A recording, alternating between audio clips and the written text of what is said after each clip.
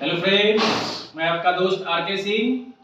आप देख रहे हैं आर.के. सिंह एकेडमी और आज के नए वीडियो में आप देखेंगे सीबीएसई क्लास 9 का सोशल साइंस में हिस्ट्री चैप्टर। हम लोग आज हिस्ट्री सब्जेक्ट को पढ़ेंगे, जिसमें हिस्ट्री में हम लोग today we will start the new chapter. नया चैप्टर हम लोग स्टार्ट करने जा रहे हैं। चैप्टर 3 है Nazim and the rise of Hitler. तो ये वर्ल्ड हिस्ट्री है, क्योंकि हिटलर की जहां बात आती है तो कहीं ना कहीं विश्व इतिहास की बात आती है। और हिटलर एक ऐसे शख्सियत हैं, इस चैप्टर के मैं थोड़ा सा ब्रीफ बता दूं तो दुनिया में इनकी जो सोच लोगों की है सोसाइटी में बिल्कुल अलग है, बट वैसे हिटलर थे नहीं।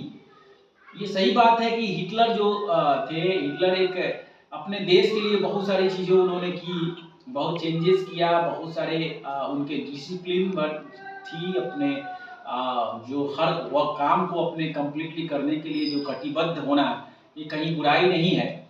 तो इसी चीज़ के लिए अगर ऐसा होता तो इतिहास में हम लोगों को पढ़ने के लिए ज़रूरत नहीं पड़ती, लेकिन इतिहास अगर पढ़ाया जा रहा है, कहीं ना कहीं हम लोग पढ़ रहे हैं, इसका मतलब कि हिटलर की इतिहास को जानने के लिए, हिस्ट्री को जानने के लिए हम लोग इस चैप्टर को थोड़ा अच्छे तरीके से समझेंगे। इसके बाद क्लास 9 सीबीएसई के जो स्टूडेंट हैं उनके लिए भी ये टॉपिक क्लियर हो जाएगा और नई पीढ़ी के लिए भी जानने की कोशिश होगी, समझने के लिए कि हिटलर की जो विचारधारा थी सोसाइटी में क्या चेंजेस लाई और क्या ऐसा चीज़ें थी जो नहीं होनी चाहिए थी। तो आइए लाइन बाय लाइन एक एक करके हम लोग देखते हैं।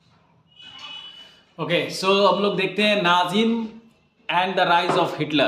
So before starting this chapter 3, we have to take some brief introduction about the Nazim का उदय कैसे हुआ, ये देखेंगे। तो यहाँ पर हिस्ट्री की स्टार्ट में ही कहा गया in the spring of 1945 a little 11-year-old German boy called Helmut was laying in bed when he overheard his parents discussing something in serious tones। यानी 11 साल का एक बच्चा अपने पिता के ऊपर अपना सर रख करके कुछ न कुछ डिस्कशन कर रहा था।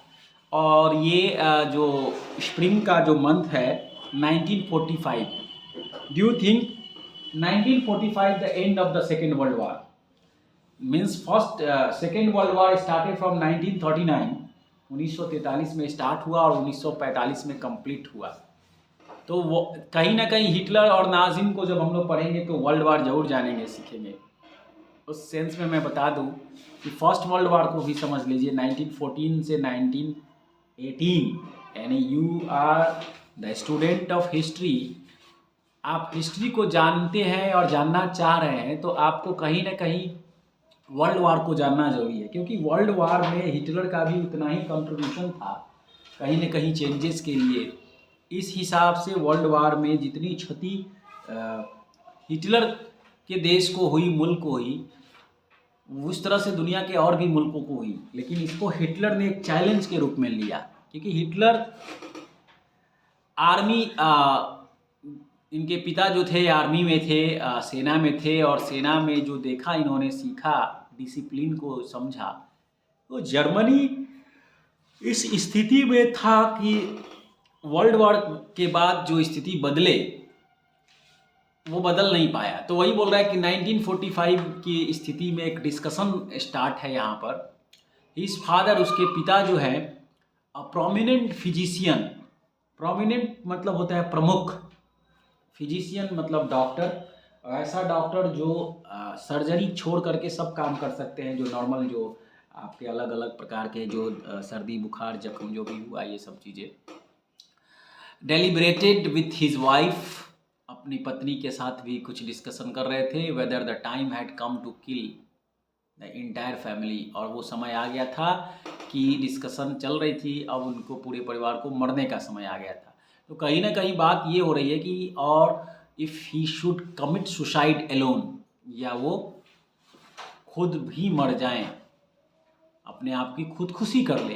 तो मैं ये बता लूं कि ऐसा स्थिति था क्यों, यानी कहीं ना कहीं जर्मनी में जो क्रूरता वाली स्थिति बनी हुई थी, उससे अच्छा जो फिजिशियन थे उनको लगा कि नहीं, किसी को और मारे जाने से हम खुद ही क्यों ना मर जाए। तो ये एक सोच था। His father spoke about his fear of revenge. उसके पिता बता रहे थे अपने बेटे को, उस बच्चे को 11 साल के, कि बदले की भावना में हम लोगों को मार दिया जाएगा, यानी कहीं ना कहीं बदला लिया जाएगा हम लोगों से। ये एक मनोवृत्ति के साथ ये बता रहे थे।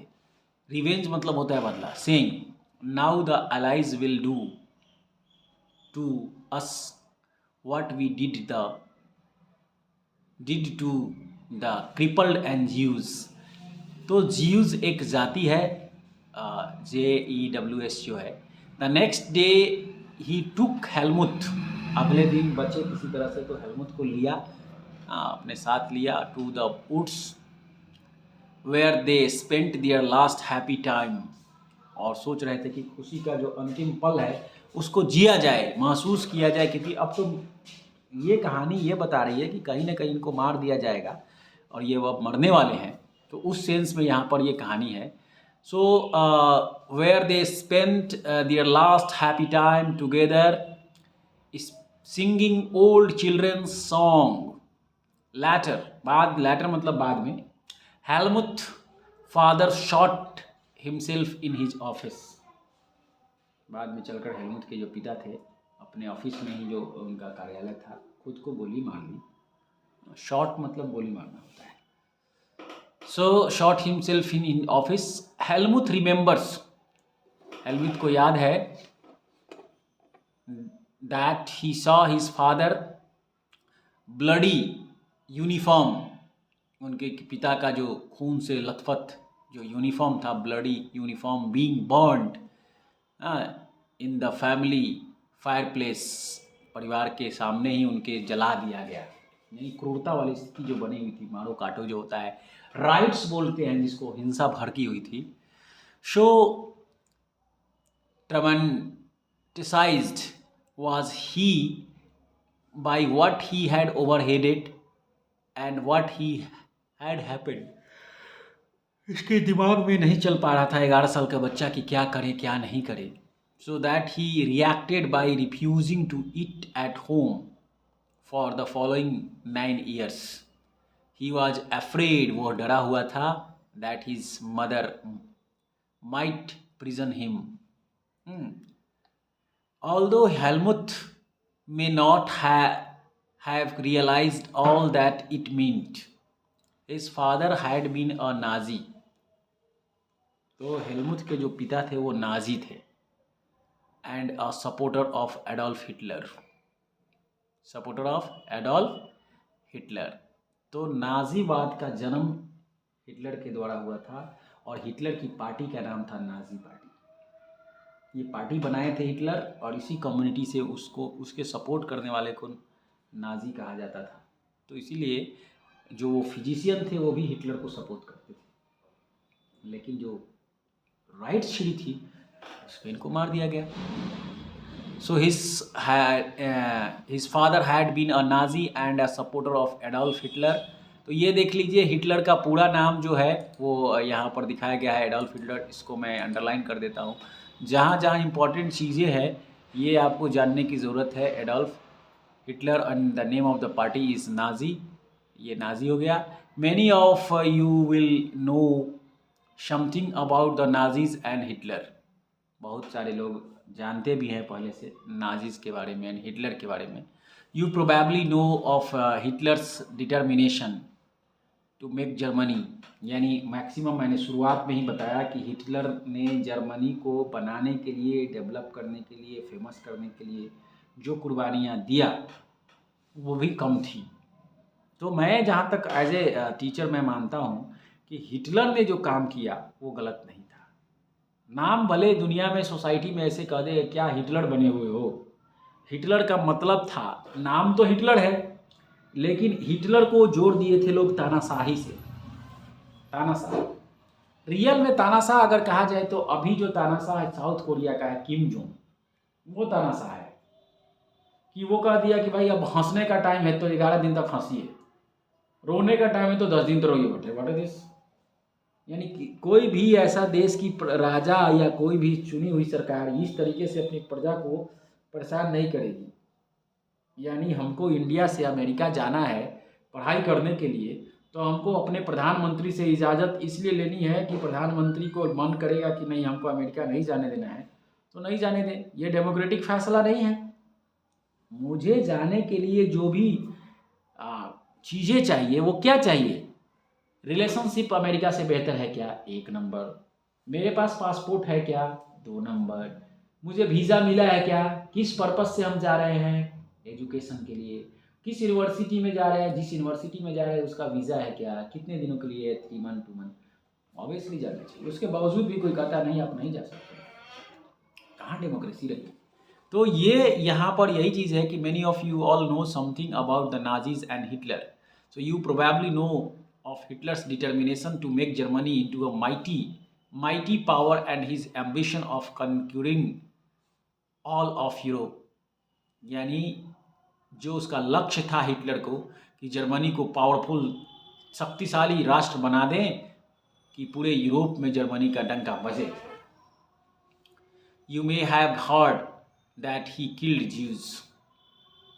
You may have heard that he killed Jews। आपने सुना होगा कि कितने यहूदियों को उन्हें मारा है। लेकिन ज्यूज जिस तरह से मारे हैं, आतंक मचाए हैं, जो स्टार्ट में हमने देखा कि फिजिशियन को खुद से खुद शॉट डेड करना पड़ा, गोली मारना पड़ा। But Nazim was not 1 or 2 isolated acts. Nazim जो थे सिर्फ यही 1-2 काम नहीं किए। नाजिम मतलब नाजी पार्टी के लोग को नाजिम कहा जाता था। नाजी पार्टी के जो भी मेंबर्स थे उनको नाजिम कहा जाता था। 1 or 2 isolated acts। It was a system, a structure of ideas about the world and politics। Let us try and understand what Nazim was all about। Let us see why Helmut father killed himself and what the basis of his fear was। तो अभी समझने की कोशिश ये करेंगे हम लोग कि हेलमुट के पिता ने अपने आप को गोली क्यों मार ली। क्या ऐसी स्थिति जर्मनी में बनी, अभय और आक्रांत की स्थिति बनी, इसको गोली मारनी पड़ी। सो इन मे 1945, मई का महीना था 1945, Germany surrendered to the allies. Germany जो था अलाइज के सामने सरेंडर कर दिया, यानी कि सेकेंड वर्ल्ड वॉर का हार। और हार के बाद जर्मनी की स्थिति बनी, सरेंडर करना तो ठीक था,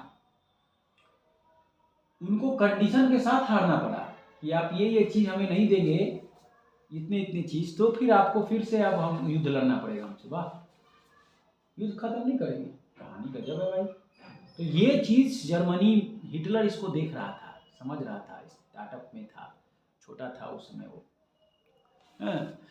सो anticipating what was coming, Hitler his propaganda minister. और ये आप थोड़ा देख लीजिए आप लोग, हिटलर जो ये है, ये पर्सन जो है, ये हिटलर का फिगर है, फोटोग्राफ्स है। देखिए हिटलर कैसे मोस्टाच रखे हुए है, बहुत कम थोड़ा सा मूंछ है। और हिटलर का ये आर्मी का पोशाक जो है, इसको देखिए उस समय। तो Hitler his propaganda minister Goebbels and his entire family committed suicide collectively in his Berlin bunker in April। At the end of the war, an international military tribunal at Nuremberg was set up prosecute Nazi criminals for crimes। Nazi war criminals for crimes against peace. बता ऐसा दिया गया कि Nazi जो है, जितने सारे जो क्राइम हो रहे हैं उसका मेन मुख्य केंद्र है for war crimes and crimes against humanity. और जो भी क्राइम्स हो रहे हैं वो मानवता के खिलाफ हो रहे हैं, अगेंस्ट ह्यूमैनिटी, ह्यूमैनिटी मतलब मानवता।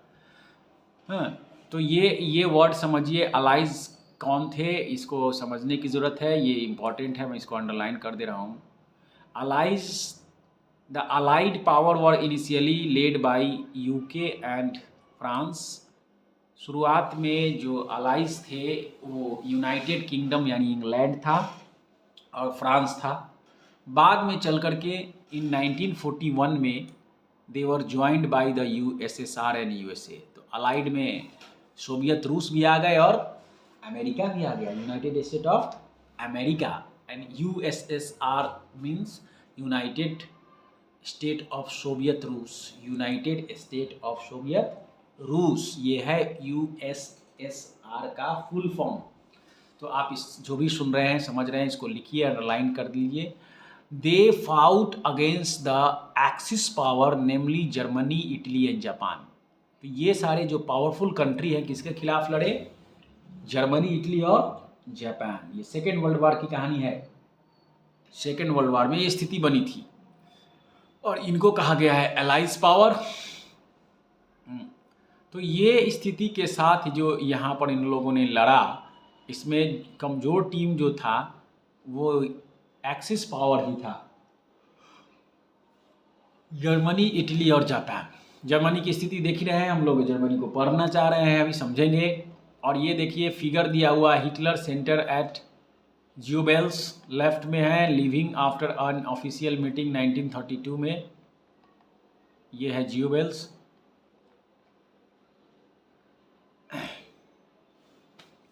Came to be called crime against humanity, raised serious moral and ethical questions and invited worldwide condemnation. What were these acts? Under the shadow of the Second World War, under the shadow of the Second World War, यानी second world war की जो स्थिति बनी हुई थी, under the shadow of the second world war, Germany had waged a genocidal war which resulted in the mass murder of selected groups of innocent civilian of Europe। यानी bulk में ज़्यादा से ज़्यादा मात्रा में लोगों को एक साथ मारना। So the number of people killed includes 6 million Jews, 6 million Jews मारे गए, 2 लाख जिप्सी मारे गए, जिप्सी एक प्रकार की जाति प्रजाति है, and 1 million Polish civilian and 70,000 Germans and who were considered mentally and physically disabled, besides immuneable political opponents. So Nazi devised up unprecedented means of killing people. Nazi थे इस तरीके से लोगों को मारना शुरू किए, that is by gassing them in various killing centre like Auschwitz. बहुत सारे मार काट के लिए सेंटर्स बनाया इन लोगों ने, हिटलर्स के लोगों ने, various killing centre like Auschwitz. The Nuremberg tribunal sentenced only 11 leading Nazis to death. तो मात्र 11 नाजीज की मृत्यु हुई ओनली। युद्ध स्टार्ट हो गया जिसमें यहाँ पर नाजीज एंड ज्यूज के बीच में। तो पहले ज्यूज ने आतंक मचाए, बाद में नाजीज ने आतंक मचाया, हिटलर जैसे ही समझ में आया हिटलर को। Many others were imprisoned for life, बहुत सारे लोगों को जेल में डाल दिया गया। And the distribution did come, yet the punishment of the Nazis was far short of the brutally and extent of their crimes.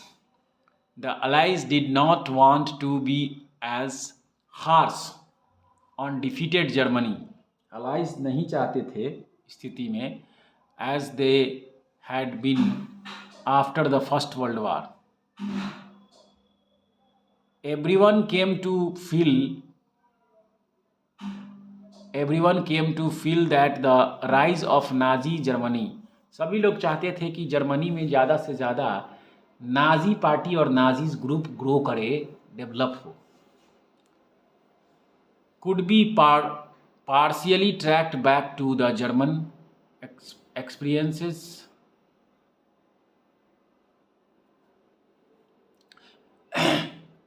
and Allies did not want to be harsh to defeat Germany as they had been first world war. देखिए, second world war में भी first world war का connection है. Germany पर, Japan की राजधानी ये Tokyo है, नागासाकी, टोक्यो और हिरोशिमा, सुने हो गया. 8 अगस्त 1942 को बम गिरा दिया गया है. तो बम गिरा करके जितने आज भी वहाँ के जो जापान के लोग हैं वो डिजेबल पैदा लेते हैं, विकलांग जिसको हम लोग कहते हैं. तो कहीं ना कहीं बम इतना ज़्यादा प्रभावशाली है कि होने जो बच्चियां हैं वो सब उनको आज तक उनके कई नस्लों तक उसको ओरिजिन को ही चेंज कर दिया. तो वही बोल रहा है, everyone came to feel that the rise of Nazi Germany could be partially tracked back to the German experience at the end of the First World War. में ही लोगों की सोच ऐसे ही हो गई थी. Then what was this experience? These are the members of the Nazi parties, both sides you are just looking. Birth of Weimar Republic. तो ये हम लोग कल यहाँ से पढ़ेंगे इस पार्ट्स को, क्योंकि ये बहुत इम्पॉर्टेंट है. यहाँ से वाइमर रिपब्लिक का जन्म हुआ और इसमें भी चेंजेज हुए. उसके पहले कि मैं आपको थोड़ा सा ये पोर्शन समझा दूँ. जीनोसीडल का मतलब क्या होता है, आप एक बात समझ लीजिए, हिस्ट्री में 9th क्लास हो या 10th क्लास हो, कीवर्ड बहुत इंपॉर्टेंट है. तो जैसे जैसे कीवर्ड न्यू आ रहे हैं, जो भी आ रहे हैं, उसको जानना बहुत ज़रूरी है. जीनोसीडल मतलब किलिंग ऑन लार्ज स्केल, बड़े पैमाने पर हत्या करना. Killing on large scale leading to destruction of large section of people. leading to destruction यानी शेटल कोई ना हो पाए और बड़े पैमाने पर परेशान करना, तबाही करना. Killing on large scale leading to destruction of large section of people. इसमें मास नंबर ऑफ पीपल को हत्या कर सकते हैं आप, किलिंग तो मारना ही है. तो ये हो गया जीनोसिडल. इस तरह से और भी कुछ कीवर्ड हैं जहाँ पर आपको समझने की ज़रूरत है. ये मैंने कीवर्ड समझा दिया आपको. अलाइज ग्रुप और सेंट्रल ग्रुप 2 हिस्सों में बटा हुआ विश्व था उस समय. और लेकिन इंडिया एक ऐसा कंट्री था कि वो रिफ्यूज़ कर दिया, ना अलाइज के साथ गया ना इनके साथ गया. इसका मुख्य कारण मैं बता दूं कि सेकेंड वर्ल्ड वार में जो स्थिति बनी हुई थी, सेकेंड वर्ल्ड वार भी तो इंग्लैंड भी तो था एक तरफ से, अलाइज ग्रुप से आप देखिए अभी, तो इंग्लैंड जो एक तरफ से था और एक तरफ से इंग्लैंड हमारे कंट्री पर भी राज कर रहा था.